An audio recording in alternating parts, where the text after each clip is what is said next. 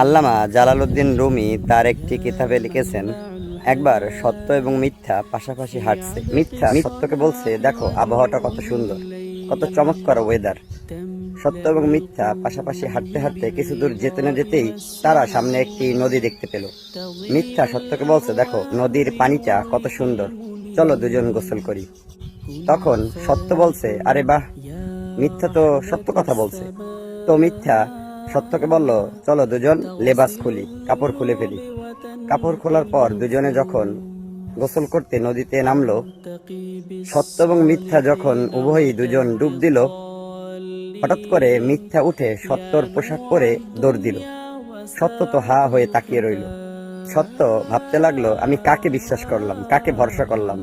মিথ্যা তো আমার পোশাক নিয়ে চলে গেল। এখন মিথ্যা যখনই হাঁটে, তখন মিথ্যা নামক সত্যটাকে সবাই সত্য মনে করে যে এই হক, এই আসল সত্য। কিন্তু আসলে তো মিথ্যা সত্যর লেবাস পরিধান করেছে। তো সত্য তো কখনো মিথ্যার লেবাস পরিধান করতে পারে না। এই জন্য সত্য অপেক্ষা করলো। অপেক্ষা করতে করতে আল্লাহ তাআলার পক্ষ থেকে হক এর লেবাস সত্যকে দেওয়া হলো। এখন যেই মিথ্যা নামক সত্যকে সবাই বিশ্বাস করে, ভরসা করে, সেই মিথ্যা নামক সত্য হকের লেবাস পরা, হকের পোশাক পরা সত্যকে দেখে ভয়ে থরথর কাঁপে।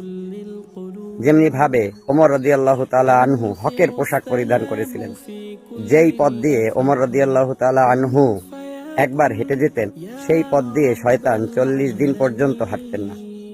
যেমনি ভাবে ওমর রাদিয়াল্লাহু তাআলা আনহু হকের পোশাক পরিধান করার পরে সকল বাতিল দল তাকে দেখে ভয়ে থরথরিয়ে কাঁপতে শুরু করলো, ঠিক তেমনি ভাবে বর্তমান বিশ্বেও হক আছে।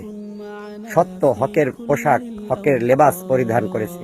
এখন সেই মিথ্যা নামক সত্য তাকে দেখে ভয়ে থরথরে কাঁপছে।